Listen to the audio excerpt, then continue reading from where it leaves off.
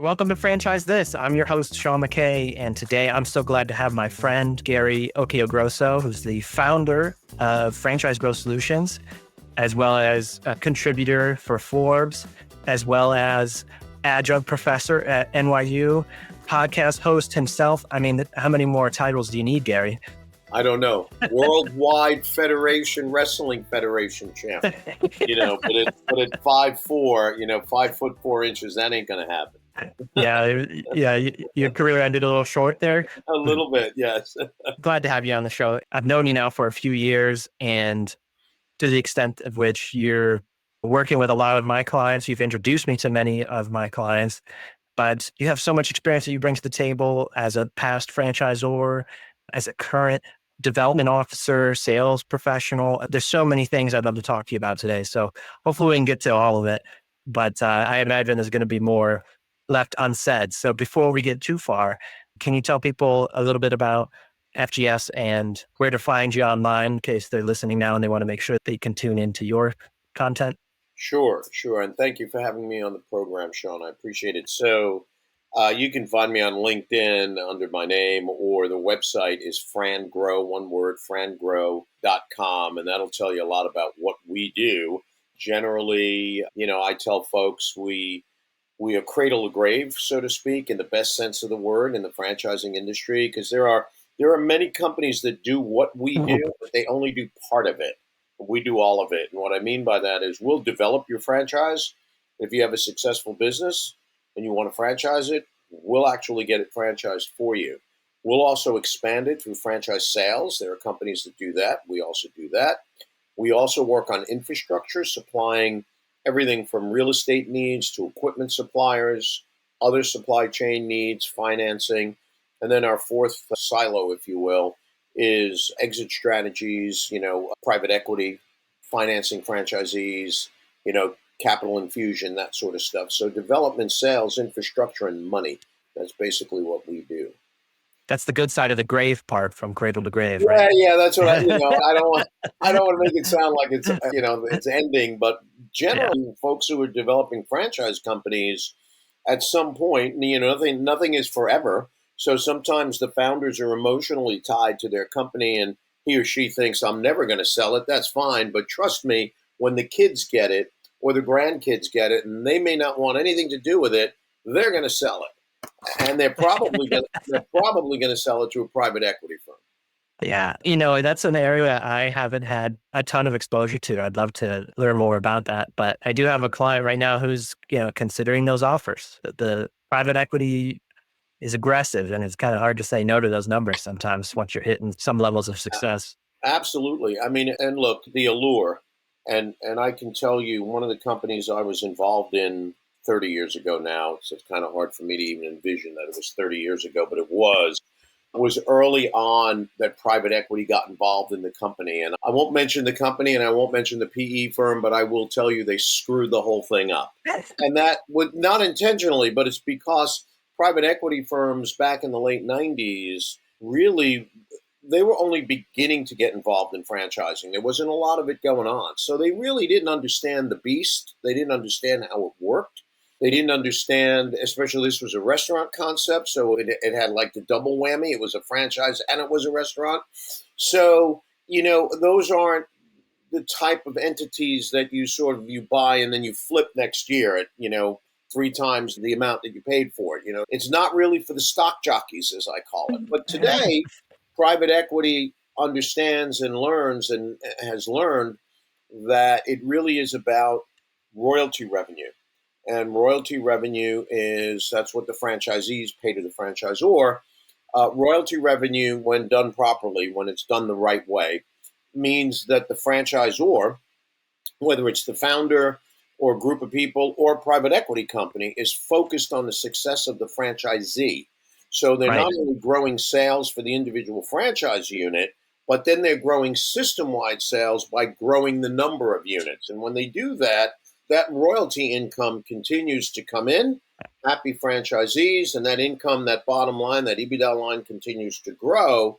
And again, if you're a franchisor, if you're a startup or an emerging brand, why we talk about the exit strategy, the grave, is because, I tell folks all the time, we deal with a lot of restaurant brands and restaurants. Being a restaurateur myself and a foodie guy, it's kind of emotional. Like, oh, this is my hamburger recipe, or this is grandma's chili This is recipe. grandma's recipe. Yeah. Yeah. So yeah, I tell people this is where you're not going to like me. There's a lot of reasons not to like me, but here's a reason you're not going to like me, because if you're a restaurant guy, the first thing I'm going to tell you is stop opening restaurants. You're wasting your time and you're wasting your money. Here's why. If I own 2 or 3 restaurants, first of all, I have capital expenditure, money that I've had to build those restaurants with, which is money out of my pocket. Then I have, you know, 15, 20, 30 employees at each location. So I might have 50 or 60 employees. And we love employees and team members, but anything can happen. Johnny doesn't show up for a shift. Tommy is stealing meat out the back door. Um, Mary says somebody told an offensive joke and hires an attorney and sues you. There are things that come along with employees. Employees. Yes, The sure. employees, but here's the real deal. The real deal is if you have, pick a number, a round number, so I can add, let's say $1 million in profit, what EBITDA, okay? Right. If that profit line is derived from company operations and you go to sell your company, you're probably going to get a 2 or 3, maybe a 4 multiple on it if somebody really loves it. So you got like a $3 or $4 million company for all of that work and aggravation. Now let's say you have 10 franchised units, okay? Because remember, you're not getting the whole bottom line. You're only getting a piece off the top. It might be 5 or 6% or 7%, whatever it is. You have no CapEx out there, so you don't own the restaurants. If little Johnny doesn't show up for work on a busy Saturday night, it's not really your issue. It's the franchisee's issue because they own the business. And of course, as a good franchisor, you want to help franchisees understand how to overcome those challenges. So that's fine. But here's the real deal. If you have $1 million in EBITDA driven by royalties, chances are, if it's a good concept and if it shows growth and you have momentum and traction, a private equity company, they're not giving you a 2 or 3 or 4 multiple. You don't have a $2 or $3 million company. They're going to give you an 8, a 9, a 10. I've heard 15 multiple. So even if you got an 8 or a 9 multiple, you don't have a $2 or $3 million company. You got a $9 million company for essentially doing the same thing. It's different work. You have no CapEx. You have CapEx on other things. So the whole world of franchising and private equity, when you get to that last part, to me, that's the golden ring. That's the prize. And Yeah. if, and if you don't want to exit because it's grandma's chili recipe and you can't bear to sell it, trust me, your kids are going to sell the business or your grandchildren are going to sell the business. And it's always better to sell royalty income than operational income. I think that's a really good case for why to franchise. Because, when working with franchisors, we always talk about all the challenges. And on this show so far, everybody I've heard from talks about all the challenges. And I've never really asked, well, then why do it? But there's a really clear cut answer. The same number in and out produces an 8 or 9 times multiple compared to just doing it yourself and building a bunch of stores Yeah, and absolutely. all the headaches and all the things. Yeah, well, look, I don't want to, I'm an entrepreneur, so I don't want to minimize the idea that you build a company because you want to bring something to the world, you want to solve a problem. That's the internal motivator to get the thing rolling. You want to create legacy, you want to create generational wealth, you want to leave your mark on the planet, you want to leave it in a little better shape than when you got here. I get all of that, and I think that is that's why when I became a franchisee back in the 1980s, I was a franchisee of Dunkin Donuts. And, it was sort of that drive to build it that caused me to go to work on a Monday and sleep on a bag of flour on Tuesday, Wednesday, and Thursday. And then maybe I went home on Friday because I wanted to build it. So there is that. So I don't want to minimize that. I'm simply saying that there are other reasons. You could build that, have the legacy, the generational wealth, or you could build that, have the legacy, and have a greater generational wealth. So for Yeah. me, if I'm going to do it, it's what is the expression? Go big or go home. Yeah, no doubt. So your introduction to franchising, I know you just mentioned Dunkin'. Was that your first step into the world of franchising? Yeah, I mean, I had known about it. I started my career in the radio business. That's what I did in New York, and after about 8 years, 9 years, and I was young. I started in the radio business when I was 16 doing voiceovers. Wow. And in any event, by the time I was like 24, 25, I don't want to say I was burned out, but I was kind of burned out and bored. And my family's business, they had bakeries, Italian bakeries. But I didn't want to do that because my dad, my uncles, the whole family, and I remember having this conversation with one of my uncles because my dad was gone already when I went into Dunkin. He said, "Why didn't you come into the family business? Right. Yeah. Why are you opening up this?" Okay. And I remember distinctly having a conversation just through observation saying, because you guys, meaning all my uncle, you guys don't have a business. You have a job. You get Yeah. up 6, 7 days a week. You work 12 hours a day. You live in the bakery. You have no life. You really have no life. So I don't want that. You're like, I see this. I Yeah. don't want to have a job. I know the family bakery fed 5 families and we all grew up on it, and great. Not for me. Yeah. That's why I went into the Dunkin' business. What I later learned, because that was purely by accident, by the way, that was not by design, it was by accident. What I later learned, and I give the book out to everybody, you've heard me talk about the E-Myth Revisited by Michael Gerber.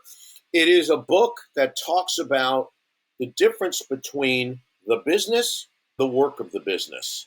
And Right. clearly, what my dad and my uncles were doing was the work of the business. They were employees. Yeah.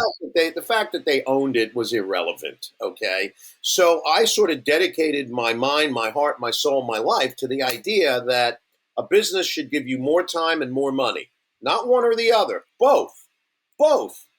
Okay, and the idea is, again, according to the E-Myth Revisited, is you create systems.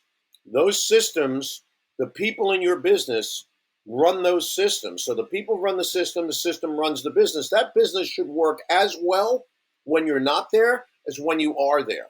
And if you peel back that onion, in the core of that onion is the word franchising, because that's what franchising is all about. Franchising, as a franchisee, is not really designed for someone who is a true entrepreneur.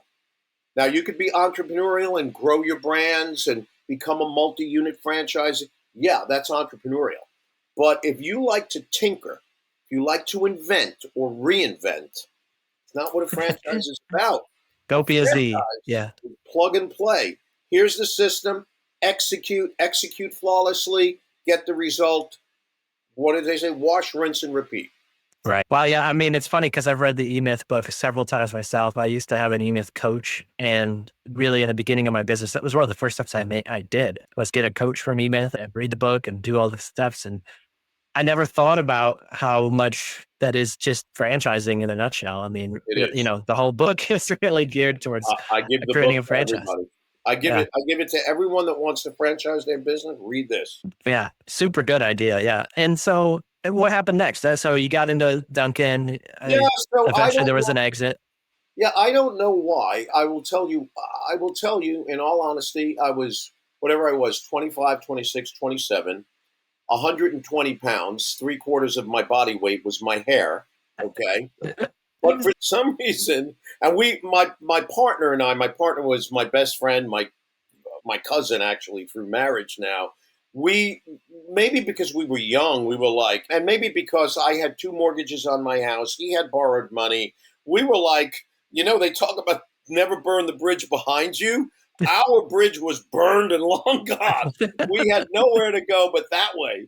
Yeah. Okay. No escape, bro. No, we had no escape route. So sometimes that could be good. Actually, I think a lot of times that could be good. So what happened there was we really dedicated ourselves to it, and we ran it. We ran it like perfect. I mean, we always scored high on our what they called CSGs, and we did a really good job there. And for 2 kids, literally with no business background at all, we basically did the plan. We followed the system. So I guess as a reward, maybe not, but as a reward, the Dunkin' folks put me on the advisory council in New York, and they put me on the advertising committee. The advertising committee was kind of fun. The franchisees decided what coupons they were going to run, and It's a bunch of franchisees in a room fighting. I don't want to do buy one, get one, and all this other stuff. But it was kind of fun. The advisory council, on the other hand, was an outrageous education because that's when franchise owners who were sort of elected, for the lack of a better word, represented a larger group of franchisees, like within a district, bring the issues, challenges, hear back from the company, what's coming new, what's your issues. And there was this dialogue that went back and forth on the Franchise Advisory Council. So Duncan actually cared about the input from all these owners. It Oh, wasn't oh, just like oh, run it this way.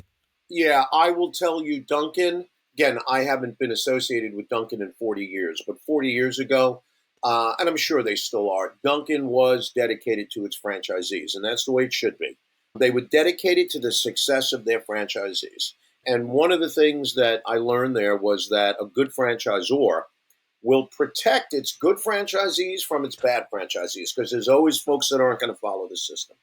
But what I learned on the advisory council pretty quickly, I would say within, I don't know, 6 months, a year, that's pretty quick in the evolution of everything else, was that I didn't want to sit on the side of the table that was for the franchisees. I wanted to sit on the side of the table that was the franchisor, because I thought to myself, wow, okay, you can take that concept and you can bring it all over the world. And it's really about developing people and developing systems. And I really got into it. So I sold my shop. My cousin and I sold the shop. We sold it back to Dunkin', by the way. Very rare that they bought a shop, but we had a great store in Queens, New York. They bought it from us, and then we went on to do other things. But it was, for me, everything I did after that was connected to franchising, either as a franchisee or a franchisor. And the expression, the harder you work, the luckier you get. So someone told me that I should be, and I didn't know, I guess I was about 30 at that point, maybe 31, 32. Someone said, oh, you should be a consultant because you know how a big franchise company works. I said, oh, okay, I'll do that. I'll do that. Right? So I found some smaller franchise companies that I realized, what was in my head had value. I could say, well, this is how this company does it, and you want to do this. And I started getting involved in sales. I was involved in sales in the latter part of my radio career. And I quickly learned that most startup franchisors, hey, you might be the best pizza guy in the world, but you don't know anything about being a pizza franchisor. So what I needed to do was I needed to now bring, okay, how do we vet the right people for the franchise? How do we do real estate for the franchisee? Where do you get the funding? How do you create supply chain? Where do you get equipment at a great price so your franchisees don't get raked over the coals? So I started back in those days. Today they call it a contact list. Back then they call it a Rolodex. Okay, so Right. I had a big Rolodex. One of those files, Yeah. and anything anyone needed, I was able to pull a card and go, call this guy. So that developed into becoming chief development officers for companies, launching companies. My last job, I was the president of a company called True Foods, which is a multi-brand franchisor, which I had a great time doing. A friend of mine was like the head of the company, and it was a great learning experience because I got involved in sort of the buy side. And, the company was buying franchise companies. So that whole Oh, thing, wow. Yeah. yeah, that whole open. So that's kind of like 40 years compressed into 10 minutes. But that's how it all happened. Trust me, it was not planned. It was, I have this expression, we make plans and God laughs.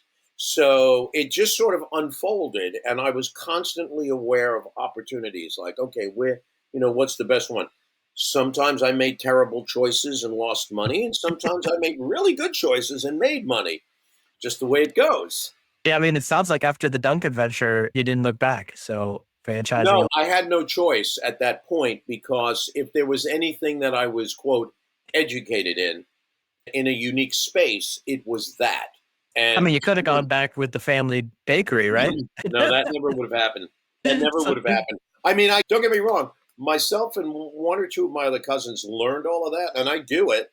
I do it for my family, but I would never do it for a living because it's hard to train. It's a complicated situation. So Yeah. franchising and many multi-unit, multi-brand franchisees were referred to as mumbos, multi-unit, multi-brand franchisees. When you are at conferences like the multi-unit franchise conference, or we do a lot of business with folks like that, many of their questions come down to what is the cost of entry and what's the simplicity of operation? Because what they know is they've built their infrastructure, they have their capital in place, they know how to get real estate. What they're looking for are brands that have a relatively low cost of entry, that are simple to operate so they can duplicate that over and over and over again. They're not looking to reinvent the wheel. Are those people looking for brands that are already well established? Do they have a threshold for what they're looking for? Like you got Yeah, to have over a certain well, number of units? it's a great question, Sean. So I will tell you, most multi-unit, multi-brand franchisees do look for established brands. And that's because when you have the capital behind you, you can buy quality and value. It's like in the stock market. If you got a ton of money, you can go out and buy Nvidia and Cap and, an Apple and, well, you can buy at the top of the top. Okay. Um, that being said, there are many multi unit franchisees who are entrepreneurial and can bring something to the table for an emerging brand. And they want to feel part of it. They don't want to some of them just want to like plug and play. Others want to get more involved. And in an emerging brand, there are those opportunities. Plus, two other things. One is if you buy an established brand. Let's say I was a Dunkin Donuts franchisee and I wanted to become a Taco Bell franchisee, and I was, eminently qualified, and Taco Bell said, "Yeah, you're the guy, here you go." The reality is my ability to grow is very limited because there's a Taco Bell in every town.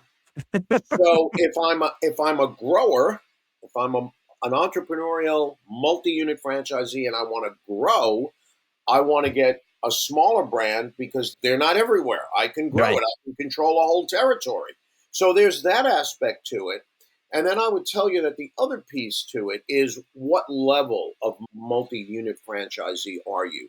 There is the multi-unit franchisees that are big companies. They own 90 Panera Breads and 200 Wendy's and 55 Applebee's. Okay, that's different. Then there's the multi-unit franchisee that might own 5 Subways or 10 Yeah. Subways, and I don't know, pick a brand, 2 7-Elevens or something, and they just want to get to that next level. So that person is probably not the Taco Bell guy, Yeah. Yeah. but Yeah. that person could be the entry level or the emerging brand franchisee that now knows how to do it. Hey, I can get this brand. It's reasonably priced. I've got room to grow. I'm working directly maybe with the founder of the company, so there's a connection there. So it really depends where a franchisee is in the life cycle or the evolution of their journey. And speaking about like the journey of, all of this, I know that over your career, there's probably been more than one challenge or issue, mistake, you might say. But, with the people that you work with day in, day out now, with these emerging brands, these new franchisors, some more established franchisors, do you find this kind of a common misstep or mistake that many of them make that you could give as advice to maybe try to avoid, Yeah. if for somebody listening? Like just before I turn it over to you, I'll tee you up with one. I heard recently from several folks that before they talk to a consultant, they talk to an attorney, spent a whole bunch of money getting an FDD going, and then found out they weren't really ready. And so, I've been hearing some people talk about that, but what would you say is kind of a common misstep that a lot of new Zors make? Okay, great question. So first, I want to just correct you. You Oh, said, okay. All right. Please you do. said, I'm sure you've made a mistake. If I was lucky enough to have only made one mistake, Well, okay, I didn't want to, no, I've made more mistakes than successes, and I'm a believer that you fail your way to success. That's where you learn. So when you fail, you could do two things: you could quit, or you can learn from it, okay, and move on. So, and that does kind of tie into your question. So, the biggest detractor, the biggest reason philosophically, because there's kind of different buckets for why franchisors fail or make mistakes. I will tell you the biggest reason they make mistakes is because they're ego driven. Their ego gets in the way. Now, franchisors, even me, especially me, we all have egos, okay? But the energy of ego should be directed in a way where it instills confidence for you to follow a specific path. It should not be, I don't need to listen to you. I'm doing it my way. I'm the best. I'm this. I'm that, whatever. Okay? So it's not like ego in and of itself. It's the energy or how you use that in order to propel your brand. So I would say, I don't want to put them in any specific order because there are different ones, but being able to understand that the way you might do something in your hamburger shop, okay, or in 2 or 3 hamburger shops that you might own, may be very different if you truly want to scale it to 300 hamburger shops. Right. You might have different systems. You might like, oh no, we only use fresh ground beef that comes from cows that are 7 years old, and we make all the meatballs with our hands. Okay, that's nice. How? Remember what I told you about the multi-unit, multi-brand franchisee? Simplicity of operation. That ain't it. Okay? So you have to be able to be smart enough and humble enough and passionate enough to keep the integrity of the brand intact, but do it a different way so that you can grow it. And that is something that a lot of franchisors, I use this expression, they can't cross the bridge. They can't get over the bridge. So that would be one mistake. And to The clarify, other, that's all about their internal operations, but also the way they go about trying to develop their brand and get new franchisees and really kind of in every aspect, right? Like them trying to carve their own path. That can apply to every aspect of their business. oh, absolutely. It's mindset, it's point of view, it's belief system. Yeah. That's why I said the philosophical part of it. Yeah. Okay? Gotcha. The other part of it is sort of nuts and bolts. Sometimes, and there's 2 parts to nuts and bolts. First of all, does the concept work? Is it profitable? Do you have proof of concept? Like what we do before we take on a client, I had a client tell me with board of directors, private equity group that hired us. And I asked the guy after they hired us, I said, so tell me, what was it that caused you to hire us? Okay. I'm always curious. Okay. And he said, we hired you guys because you guys approached us as well. They approached us, but I mean, the approach we used before we took them on as a client. And he said this, he said, you acted as if you were going to buy the company. You shredded our P&L. You talked to our franchisees. You didn't just take us on to get a retainer monthly and maybe you could sell a couple and make a commission. You approached us as if you were like buying the company. You asked us, one guy told me in that company, I had met him at the IFA, he said, I wish I met you before I bought the company. You asked me questions that I wish I had asked the person that we bought the company from. Wow. Okay, so that is, not everyone is ready for franchising. I'm telling you that story because the franchisor, the person might think they're ready, and they may have a lot of people who want money from that person to write manuals and lawyers and who say, "Oh, you're ready to go." Okay, it's I don't know, like you draw stick people and you go to an art school and they want to sign you up and they go, "Oh, that's great. Sign up This here. is the best. You're going to be the next Frida Kahlo because they sign up." Okay, so a lot of franchisors, again, this kind of gets back to ego. Like they schmooze the ego and I can do this. Okay, so you got to watch out for that. The other part to that is there's a financial aspect to this. Right. Okay? It's not just about hiring me or the people in my company or the vendors that I do business with, okay? It's really about supporting things like lead generation. Everyone thinks, people come in my store all the time and they ask me if this is a franchise. I can sell 10 of these. I don't need to spend any money advertising for leads. Or, customers ask me, or, my brother-in-law wants one. Or we have all these people. I'm like, listen, that's great. Maybe you will sell 1 or 2. But remember, we wanted to sell 100 or 200 or 300 or 500 or 10,000. Okay. And in order to do that, you need to spend money on advertising. You need to build assets like a great website. You have to have, great PDF decks. You have to be able to go out and visit franchisee. You need to support the franchisee. And by the way, paying for that does not come from the franchise fee. That's another thing that we ask about.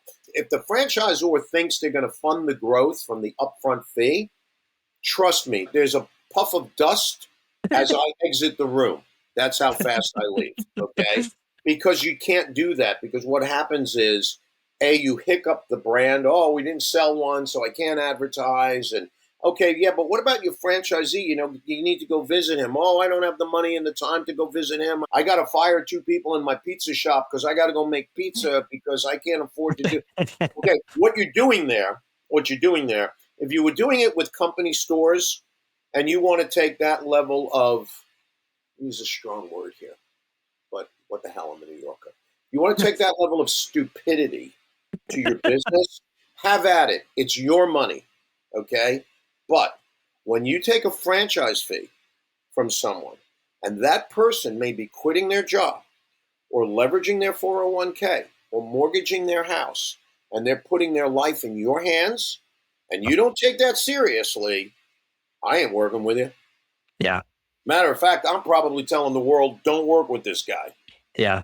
That goes back to your earlier comment about being aligned with the growth of your franchisees. And so the upfront fee shouldn't be paying for anything necessary, maybe commissions and fees, but Yeah, the ongoing royalty should be what you're trying to get. And it's the royalty and then the kiss at the end, the multiple when you exit. Okay. But right. even if you don't exit, it's the royalties. And that sort of can keep people honest, because you're going to work real hard to make sure your franchisee's top line is good, and you're going to help them with the middle of the P&L, and you're going to have royalties, and then everybody's going to be happy.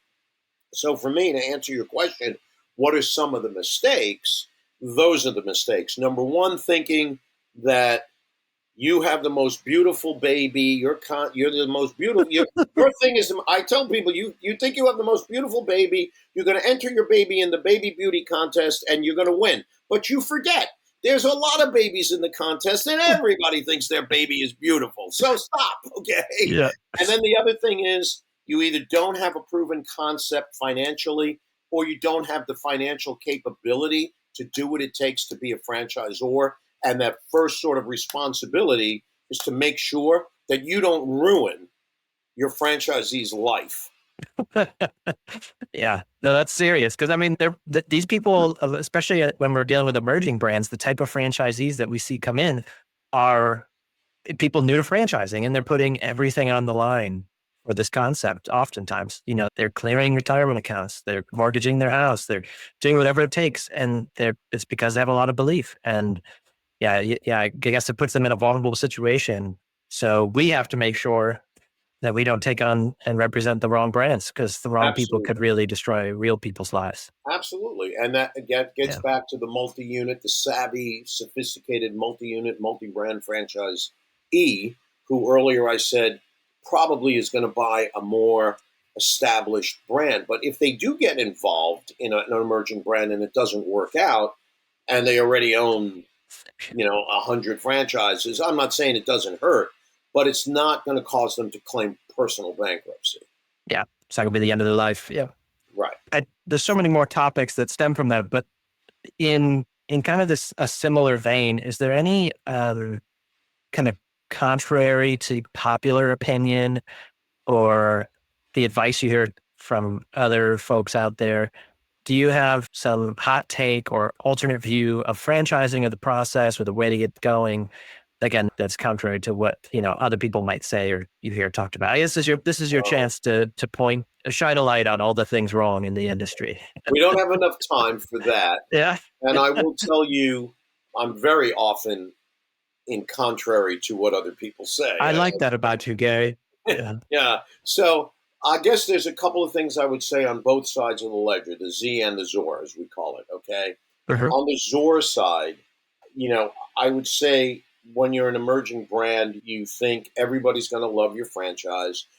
You're going to think it's just so easy and anyone can do it. and you start to, I don't want to say neglect, but you start to forget about things like cultural alignment. Does the person align with you culturally? Same mindset? Do they love the brand?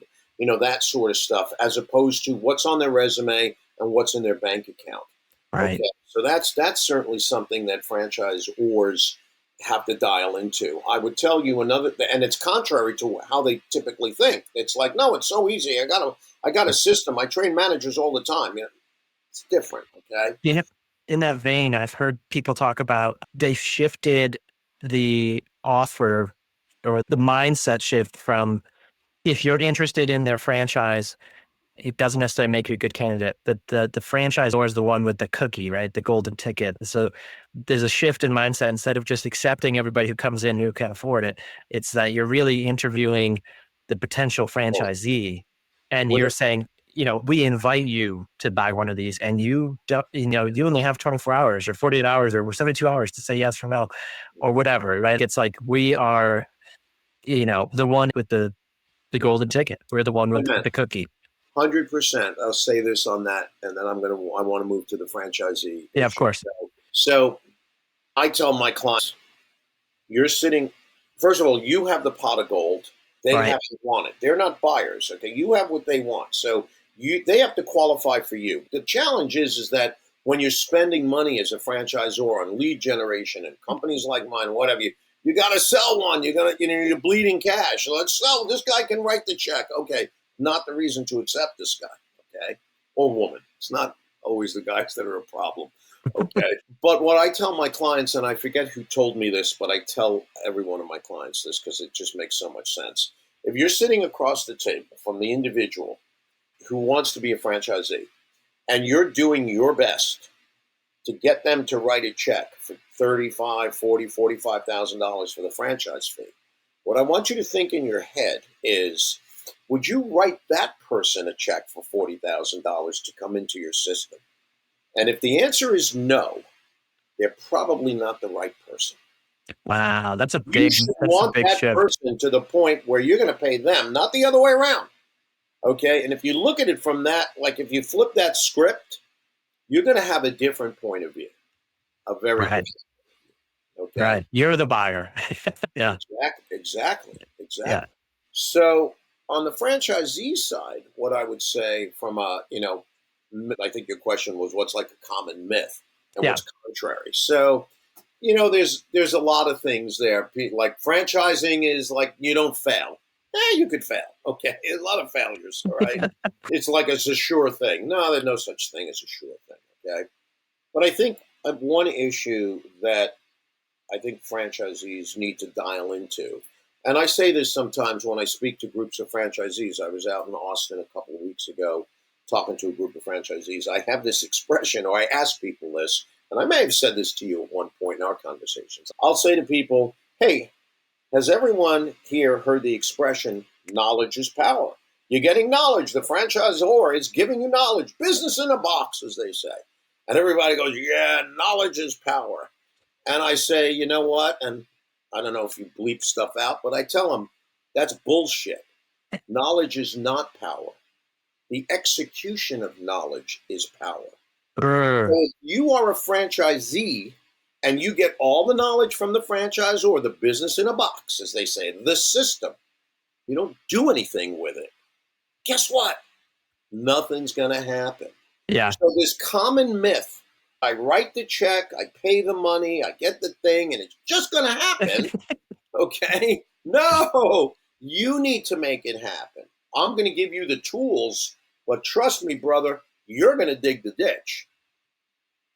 That's huge. That's Yeah. a common myth for franchise buyers that like it's all done for you. Yeah. Yeah. I've heard that before from some friends and family too. You still have to put in all that work, even if you have the best model. And we've even heard from clients that they think their model is available for an absentee owner. And I just don't believe that, at least in the beginning. I think maybe there's a concept out there that truly is. I haven't seen it, but I feel if you shouldn't be marketing that, this model, this concept's totally absentee, because Yeah, I feel like every business owner needs to be people engaged. confuse, and I don't mean to interrupt you, but I will. people confuse, again, going back to the E-Myth Revisited, they confuse the work of the business with the business. So they think, oh, I'm not the guy making the pizza, so I'm an absentee owner. No, you're still the person who's the ambassador for the brand in your community. You're the guy at the Chamber of Commerce meetings. You're the guy that's enlightening your and inspiring your team and showing them that you're going to open up another store so that your A players don't think they're in a dead end job. Maybe they're going to go manage another store. So it's never absentee. You know, you want absentee? Go and buy stock. And even then, you're still going to check it and you're going to make, if you want to be successful, you're going to make modifications to your stock portfolio. No such thing as absentee. Doesn't Yeah. happen. Well Doesn't said. It's different work. You know, again, I think people think, well, if I'm not the guy behind the counter and I have a manager, I'm absentee. And if you want to call it, that's okay. But it doesn't mean you're never in your business. Right. Right. So Absolutely. I think it's an understanding or true definition of the word absentee that people kind of screw around with. Right. I have one final question for you, Gary, and I don't want you to answer it for my sake. I What I haven't mean, yet. I yeah, haven't yeah. yet. So go Don't, ahead. I'm wondering what you find across all the brands in history. You kind of say, what is the best channel that someone can use to acquire interest in their franchise early on, maybe before their first franchise location? And just as a footnote here, I'll say I'm not certain that paid advertising is the best channel to find the first franchise. And that might be contrarian to my own business model, but I believe anyway that there's value in the network and the relationships and the people you meet, the conferences you can go to. But I'm curious what your opinion is, having seen so many more brands get off the ground and kind of how they get there. What do you find is the best way for them to find their Well, first franchise? it's a difficult question to ask because you use the term best and everyone has a different definition of best. It's like when people say, oh, success. Well, Is it the everyone, cheapest, the easiest? Yeah. yeah, they define success differently. They define the best differently. What I will say is what I believe is a critical, I'll use the term selling tool, is validation. Okay. Okay. Third party validation. So nothing, in my opinion, and myself and I think I have the greatest franchise development sales team on the planet. Okay. But at the end of the day, there's nothing that I'm going to say or one of the members of our sales team or the franchisor is going to say that you could not say self-serving. It's self-serving. Okay. But when I could take a potential franchisee and say, okay, so now you've learned a little bit about it, Sean, here's what your next step is before we kind of go down this road. We got two franchisees out there. I'd like you to go talk to them and ask them. And I always use the term the good, the bad, and the ugly. 1,000 years ago, there was a movie called The Good, the Bad, and the Ugly. Go and learn the good, the bad, and the ugly. Go and hear what their good things are and what keeps them up at night. Go and do that. And if you come back, okay, if you come back, or if you pick up the phone next week when we're scheduled to talk, we got something to talk about. So, to answer your question, before you start advertising and spend money, although many franchisors we've launched, that's exactly how they do it right out of the gate. But if you have the opportunity to, maybe you have a manager in your store and he or she has been there and wants to open one, and maybe you could even help them with a reduced franchise fee or something to help them get started. Or maybe you have a relative, or maybe there's a customer who really does want to know, hey, how can I get one of these? If you can get that first one or that second one, those are the hardest. I can tell you. Yeah. The first one is the most difficult. And then keep in mind, the only time you truly double your size of your franchise community is when you go from 1 to 2. Okay? Yeah.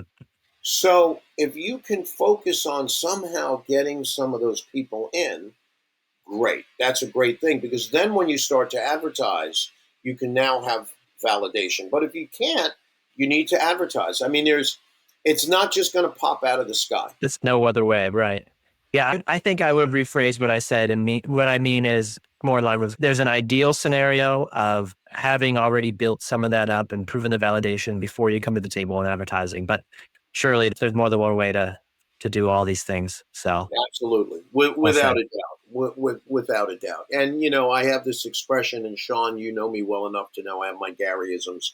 I One love of them. them, I got 1,000 of them. One, actually, my daughter wrote a book of those things. She made it. She had a book made for me of the things I told her growing up, which was very moving, brought me to tears. In any event, I say very often, nothing works a lot, but everything works a little. So Yes. you've got to do lead generation digitally. You've got to go to conferences and shows, and you've got to have four-wall advertising in your location if it's a bricks and mortar. You've got to get people talking about it. You've got to do podcasts. You've got to do press releases. Remember, there's close to, I don't know the exact number, somewhere between 3,800 and 4,000 franchise companies in the United States. So if you think you're the only guy out there, look around. Okay. So you've got to make a lot of noise. People have a lot of choices. If I'm a franchise buyer, I have a lot of choices. I could be in a service business. I can be in a retail business, a food business, an e-commerce business. I can be in the, sort of the man with van type business. I got a lot of Right. choices. And then within those categories, there's hundreds of companies to choose from. That's why one of the reasons we're so successful in awarding franchises for our clients is because what we do is we take a sincere interest not only in our client's goal, okay, because obviously that's our fiduciary, but we take a sincere interest in the goals of the people who have called us about that franchise. Because if it's not a good fit, it doesn't matter that the person has 40 MBAs and is this, that, or the other thing. It doesn't mean anything if it's not a good fit. Well said, Gary. Thank you Thank so much. I feel like we should do a part 2 someday because you have just so much more knowledge to spread. And I know you have your own show. Is Where that can what people I'm find? spreading? They call it knowledge. Some Yeah. people call it something else, but I'm okay. Thanks again, Gary. Thank you. This podcast will be available everywhere where you'll be able to find podcasts. We'll be sharing clips on LinkedIn, on YouTube, Apple, Spotify. If you find another place where it is, let me know. It's probably there too. But thanks again, Gary, for your time today. And we'll see you around on the You next got one. it, Sean. Thank you very much for having me on. I felt very honored here. Thank you, sir.